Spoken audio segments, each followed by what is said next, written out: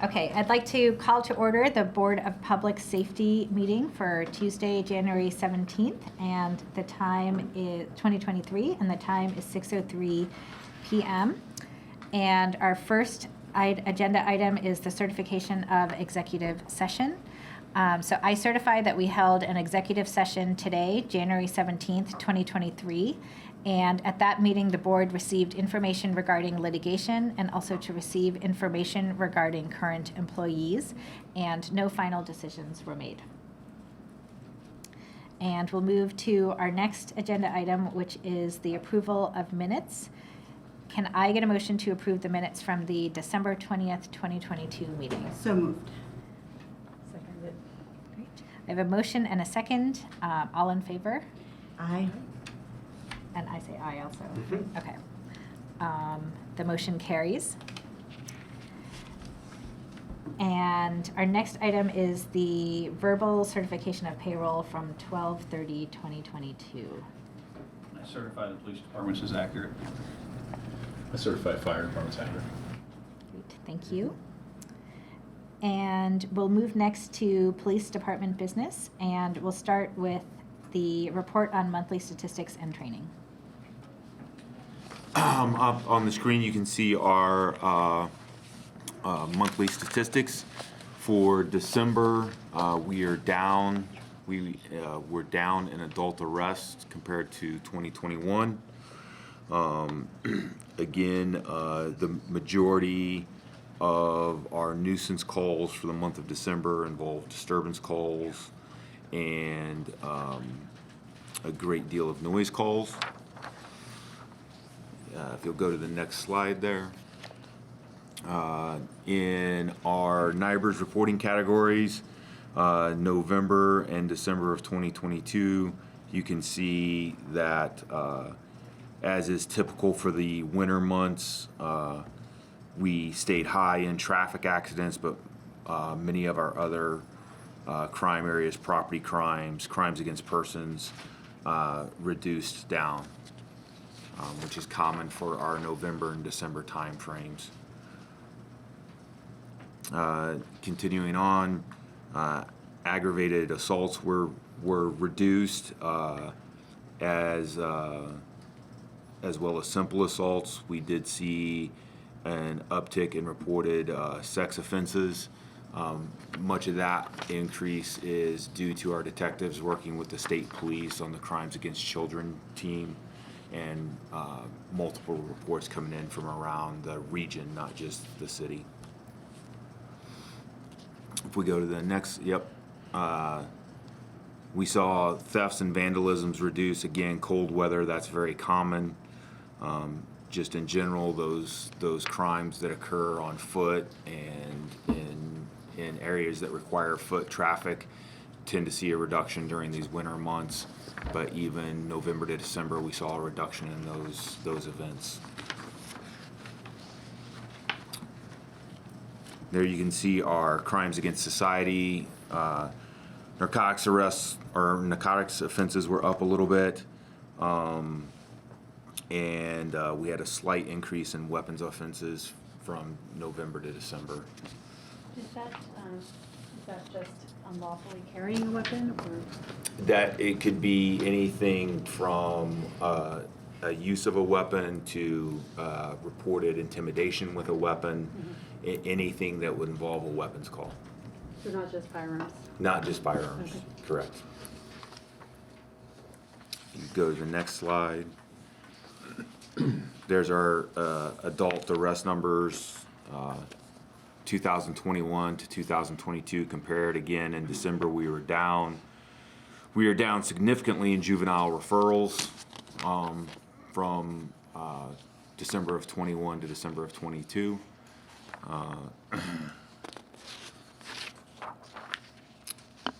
If we go to the next slide, domestic violence cases also saw a reduction from 21 to 22. And the UCR hate crime statistics for 21 and 22 are there at the bottom. We did see an uptick from 21 to 22 in total numbers of those events. I'm sorry, a reduction. I said uptick. A reduction. Major crime trends that we saw was an increase in catalytic converter thefts. Our detective division is currently working that string of events and following up on some leads on those. We had a robbery and an attempted murder case in the area of the Kirkwood Mobile Home Park. Officers were able to find that suspect and detain him in less than 24 hours, and he has been charged and jailed. For training for the month of December, we had 332 hours of training, which is a significant increase over 2021. Some training highlights: we had 38 hours of mandatory training topics that went across all of our officers. One of our officers went to a patrol rifle instructor course. We had 2 new hires that began their probationary officer training course at the end of December, and our canines had 27 hours of training. CERT had 90 hours of training. CDU had 56 hours of training. Dive team had 6 hours of training. We had 13 community engagement events, which is a significant increase over 2021, and a significant increase in community engagement hours over 2021. And we had 21 personnel involved in community engagement. Some of those events included a demonstration for athletic trainers. As you know, we have a tactical athletic trainer in-house. She brought in some athletic training students so that they could get familiar with that specialty of that career field. We also had an outreach with the Monroe County Humane Society and college internships programs for first responders, and our DROs had all of their monthly meetings as well. We also did a pass out of stickers in the apartment complexes. We also have an upcoming tour for Stonebelt clients for BPD in the training center. Our social workers had 18 referrals and 369 contacts for the month of December. Some highlights from those are listed up there, and you can view those. We did some events with some seniors. We helped with some Social Security work, and we helped with some housing solutions. Our community service specialists had over 1,000 calls for service for the month of December. Again, the majority of those are traffic accidents and extra patrols, but they also assisted with a variety of other types of calls through the month. What's a towing call? So a tow-in call would be a vehicle that's been illegally parked or abandoned. Oftentimes, abandoned vehicles up there separate, but usually it's an illegally parked vehicle that needs to be moved because it's blocking traffic or blocking somebody's private driveway, something of that nature. They will go and handle those as opposed to a sworn officer.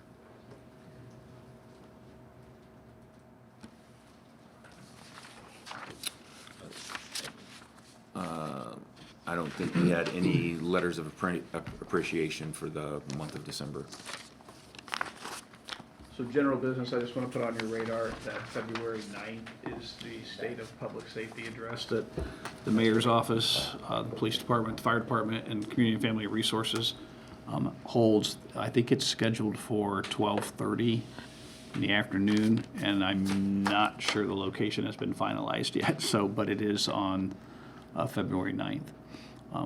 Then I want to let Captain Pedigo kind of explain some of the hiring processes that we've been doing, to just kind of update you on where we're at. We currently have 83 sworn out of 105 authorized. We did just have a sergeant retire last Friday, which is one of the reasons that we have the promotion this evening. We have 5 officers, 2 of them are already certified, 3 of them will be non-certified. I'm sorry, they're technically applicants right now that we hope to start on February 6th as soon as I get approval from the State Pension Board. We have hired 2 community service specialists that will also start on February 6th. And we still have a couple of open spots due to the new 2023 allotment. So that hiring process will be reposted, should be advertised soon by the city. We also, the other hiring processes we have underway are one for an office manager position and one for the social worker that will be embedded within the dispatch center. And then as far as upcoming hiring processes, we do have a certified officer process that will begin this Friday, the 20th. And then probably later this spring at some point, once we've depleted the current list and get some of the new hires trained, we'll have another open hiring process. I look for that to probably be around March or April, depending upon how training is progressing. So next is purchases. We had, I think in your packet, there was information about several vehicles that we purchased for squad cars. And so they're just replacement vehicles for the current fleet. The next is personnel issues with the promotions. How do we do this then? The board is simply going to vote on those. So Shruti will seek motions for the promotions. I heard them, so I'll make a motion to approve. Oh, here we Should I go. have to ask for the motion Yes, first? Okay. please. Okay. So I'll start with, can I get a motion to promote Officer Jordan Hassler to the rank of sergeant effective January 9th, 2023? And what's the language? I make a motion Yeah. to approve. So moved. So moved. Yeah, Natalia seconds. Great, I have a motion and a second. All in favor? Aye. Aye. And that motion carries. Congratulations.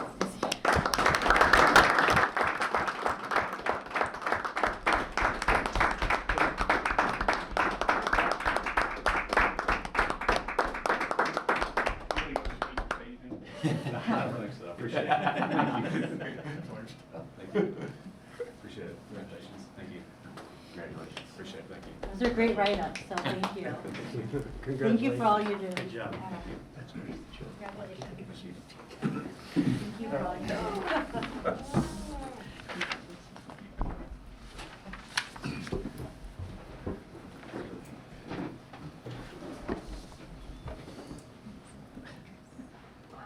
Is it Idris? Idris. Idris, thank you.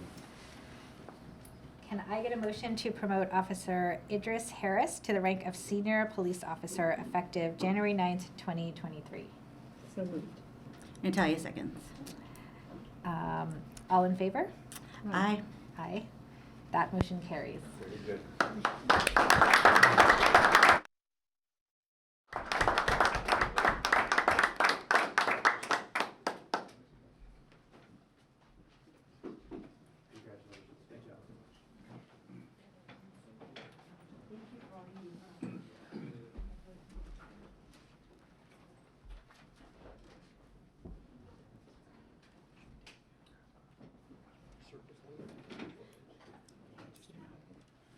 Last is the CERT ARV deployment. We had no deployments in December.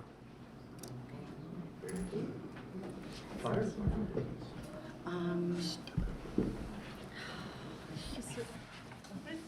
be back. Critical Incident Response Team. And can I ask a question really quickly? Are we, I saw Governor Holcomb's address about wanting to start troopers at 70,000. And his are we worried, are we gonna, is that on the radar? It's a state trooper thing probably? He's talking about troopers, right? Yeah, no, it is, but they could poach. Absolutely. Oh, certainly. Yeah.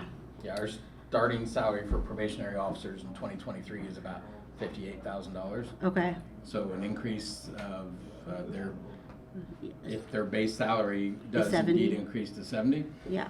certainly is of concern. Okay. Okay. Cool. I just saw that and I'm like, I will ask about that at the next meeting. Okay. Yep. Cool. Thank you. And I had a question also, I just thought I was supposed to wait until later, but it's okay, it sounds like it's okay to go now. I know this is be part of next month's report, but, we're hearing about the bus stabbing incident, and I was just wondering what information you could share publicly about kind of what we know about what happened and. Do you want me to I did the news release on it, and I was gonna say, do you wanna cover the news release? certainly, there's only certain information that we can release, which would be included in, I included in the news release. Because I'm not able to speak to statements made by the suspect or things that were learned through interview or interrogation. A lot of the things that you saw in various news articles were actually learned by getting a copy of the probable cause affidavit by news outlets. Once that's filed with the court, and if charges are officially brought against someone, that becomes public record. So it can be reviewed by a member of the media in the probable cause affidavit. Usually there are statements made by the suspect, whether or not they admit or don't admit to something, whatever the case may be. I can't speak to that though because of concerns of tainting the potential jury pool, or right now the person is just they're arrested and they're charged with that. They are not convicted of it. So until it's completely done in the court system, I can't speak anything further except for what was in my release, which kind of the date and time we responded, what was reported to us. Thank goodness there was a bystander that witnessed the assault that then followed the suspect and gave us updated information on her whereabouts. And within just a few moments, we were able to locate her and detain her and actually make the arrest. So that's really about all I can share right now. Thank you. Mm-hmm. Okay. Would it be possible in next month's stats to receive information on firearms-related incidents in particular? It seems as if there's been an uptick in recent months. And Yeah, what kind of incidents are you referring to that you'd like? I don't know how you can break it down, but any information you could share on firearms-related incidents in particular. We've had them turning up in schools, so incidents where firearms are carried by minors or firearms-related violence. Yeah, we can look to see what we can. Yeah, would you? Whatever you could share would be. Well, I just want to make sure I am able to provide you with the information that you're requesting.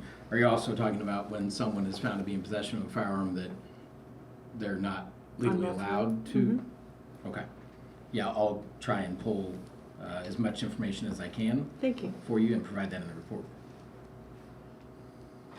I will say though, some of the things that we read about or that you might see information about like in the paper and things like that are not actually our agency. They might be in the county, so it could be Ellettsville or Monroe County. I won't be able to provide information on their Right. cases. It will only be Yeah, city. we can only provide information about city Right, cases, but right. we'll provide you some information on what we can find, and then let us know if it's what you're looking for Okay, next month, great. and we'll go from there. Thank you. Yep.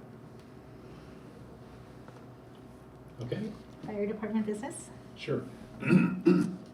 Operational statistics, we had, for city runs last year, we had 5,089. We had 758 additional to Indiana University's campus. For just under 6,000 total calls, that's a record for us. We've been seeing, as you can see with the red bar graph, an uptick in call volume. I believe if you go back to 2018, I believe we're around 2,000 more calls for service than we were just 4 years ago. 41% of those are rescue EMS. Next. This is Indiana University calls. 63% of those, out of 758 calls, were false alarm.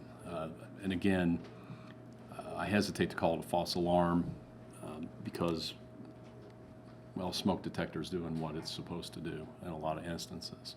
So that's a matter of reporting. Next, response times goals. So the ones that I'd like you really to take a look at there are fire first arriving. That's our first arriving unit, piece of equipment, apparatus. And then the fire total response force is for a structure fire. We like to see those around 80%. This is one of the grades that we have with the National Fire Protection Association, and also when we grade out for our ISO evaluation. We like to see the first arriving unit around 80%, and the 78% is pretty good. But what you're looking at is a total response of 2 engines, a ladder truck, and a squad vehicle, along with a battalion or a command vehicle. So that's not bad.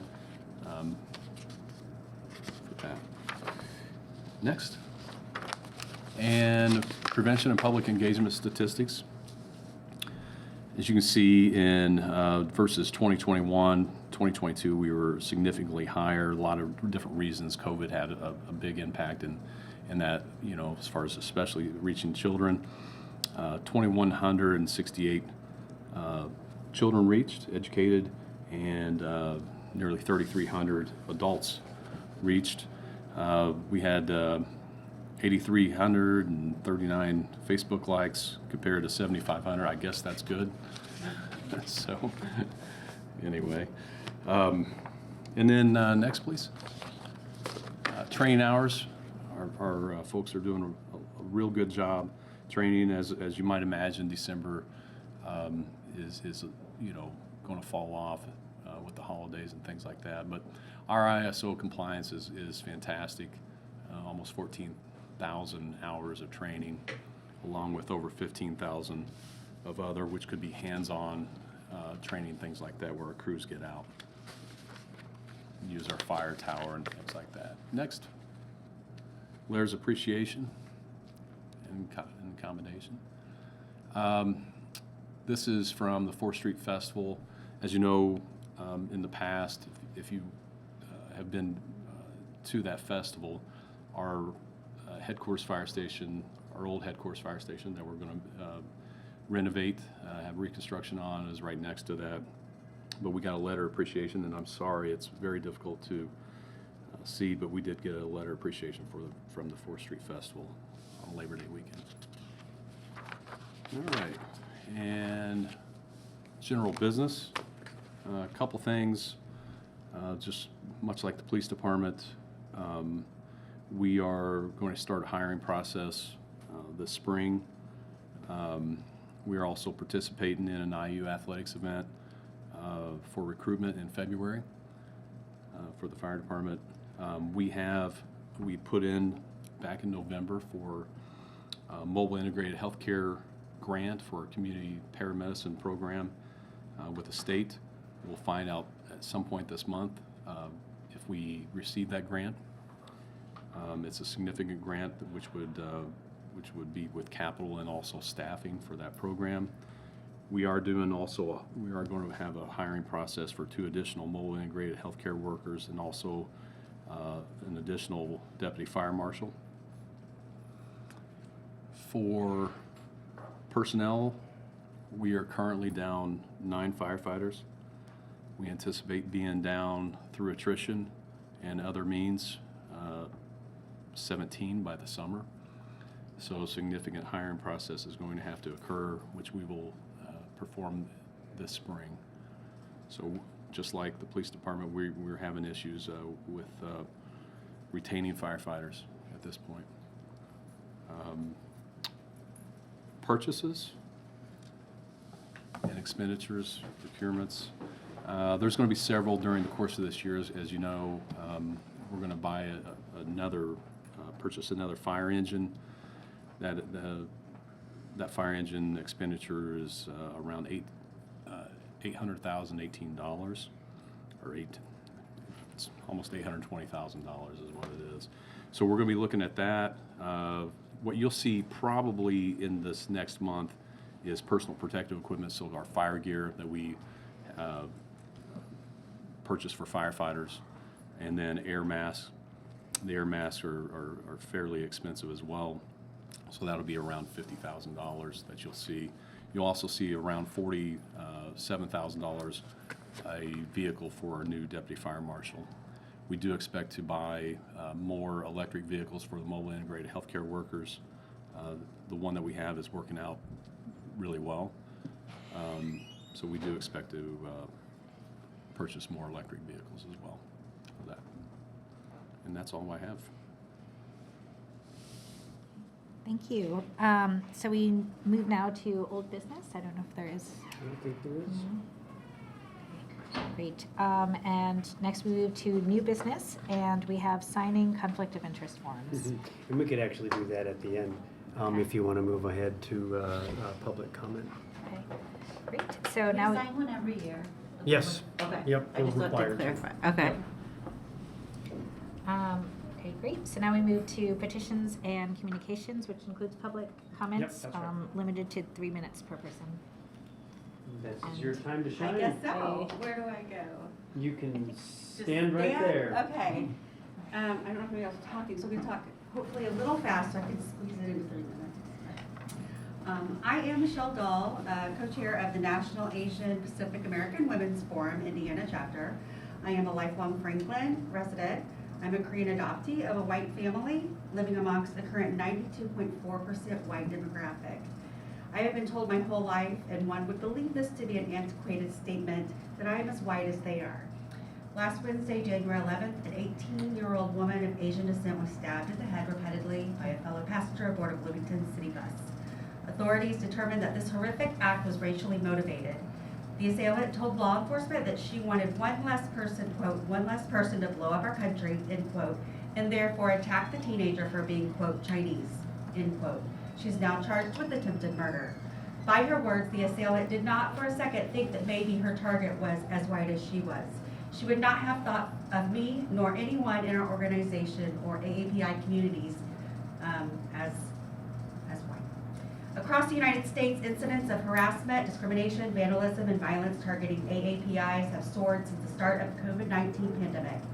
Stigmatizing rhetoric used by media figures and politicians have increased the harmful perception of Asian Americans as non-American foreigners, a view associated with increased discrimination.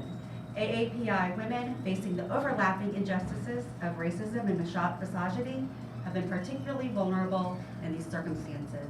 NAPOF's 2022 State of Safety study revealed that 74% of AAPI women surveyed across the United States reported experienced racism and or discrimination in the previous year. Indiana has long seen horrific acts of anti-Asian violence. 1999, the shooting of Won Jun-yoon by a white supremacist in Bloomington. 2016, the hatchet attack on Yu Zhang in Nashville. 2021, Sikh advocates have shown how bias played a role in the FedEx shooting in Indianapolis. Beyond violence at the start of the pandemic in 2020, the first example is Hmong American travelers in Plymouth were discriminated against at a motel in Plymouth. The second is a Korean American physician was refused service at a gas station in Martinsville. Since our founding, NAPOP Indiana has been sounding the alarm on the issue of anti-Asian racism and violence. From our 2021 petition to Governor Holcomb to our recent efforts to ensure that local universities affirm and respect AAPI students, we've long called on Indiana leaders to acknowledge the needs of our community and address the anti-Asian racism that remains disturbingly prevalent today. NAPOF Indiana invites our fellow Hoosiers to join us in this vital work. We urge the people of Indiana to show support for their AAPI neighbors. We insist that our local leaders take action to address the harm done to the victim and to AAPI communities more broadly. We urge elected officials to listen to our troubles. Indiana needs to build a robust policy, program, and organizational infrastructure to ensure that AAPI Hoosiers are able to thrive in communities that are safe, just, and inclusive for all. Thank you.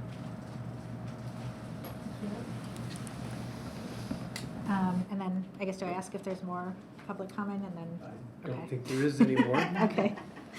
And then we, I guess, can I have a motion to move to adjourn? So moved.